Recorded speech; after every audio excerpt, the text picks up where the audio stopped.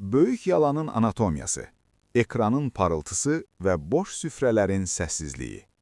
Təsəvvür edin, bir ölkədə hər 10 nəfərdən 9-u kişisizdir, gənclər ümidini itirib, ailələr ən zəruri ehtiyaclarını qarşılamaqda çətinlik çəkir, lakin eyni ölkədə axşam saatlarında televiziya ekranına çıxan dövlət başçısı inamlı bir səslə deyir: İşsizlik 5%-ə düşüb, iqtisadiyyatımız dünya lideridir.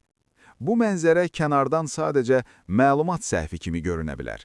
Lakin dərindən baxdıqda, bunun sadə bir yalan deyil, xalqın iradəsini sındırmaq üçün hazırlanmış strateji bir silah olduğu üzə çıxır.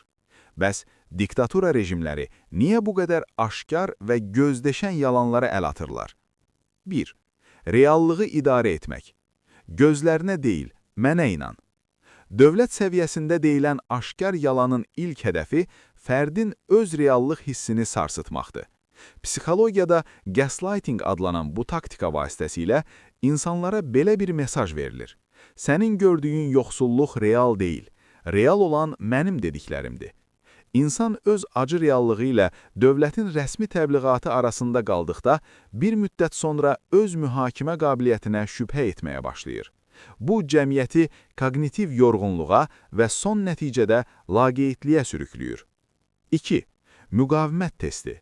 Səssizliyin gücü. Bu, həm də bir müqavimət sınağıdır. Lider xalqın gözünün içinə baxa-baxa yalan danışarkən əslində bir sual verir. Mən bu qədər böyük bir yalanı deyirəm, siz isə bunun yalan olduğunu bilirsiniz. Görək, etiraz etməyə cəsarətiniz çatacaqmı? Əgər cəmiyyət bu yalanı səssizcə udursa, deməli onun müqavimət ruhu sındırılıb. Səssizlik, qul psixologiyasının ilk addımıdır.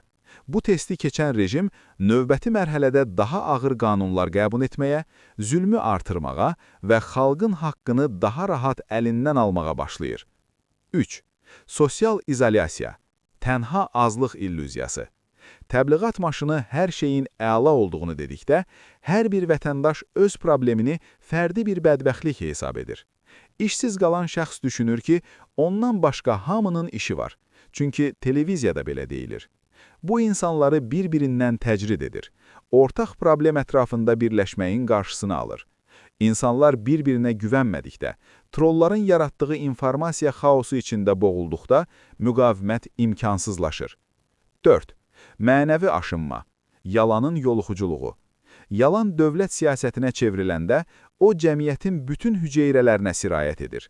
Məmur rəhbərinə, müəllim şagirdinə yalan danışmağa başlayır. Dürüstlük artıq fəzilət deyil, bacarıqsızlıq kimi qəbul olunur. Beləliklə, xalqın daxili inam sistemi məhv edilir. İnamın olmadığı yerdə isə həmrəylikdən söhbət gedə bilməz. Nəticə, zəncirin necə qırmalı? Bu qaranlıq dövrədən çıxış yolu ortaq reallığın bərpasından keçir. Rejimin ən böyük qorxusu insanların bir-biri ilə həqiqəti bölüşməsidir. Hər bir vətəndaş öz reallığını, işsizliyini, çətinliyini, gördüyü haqsızlığı qorxmadan dilə gətirdikdə, mən tək deyiləm hissi oyanır. Yalan üzərində qurulan imperiyalar həqiqətin ilk şüasından qorxurlar. Unutmamaq lazımdır ki, bir dövlət başçısı yalan danışmağa məcburdursa, deməli o xalqın həqiqi gücündən və həqiqətin özündən qorxur. Müqavimət ruhunu qorumağın yolu hər bir yalanın qarşısına, kiçik də olsa, bir həqiqət qoymaqdır. Səssiz qalmadığımız hər an qul olmağı rədd etdiyimiz andır.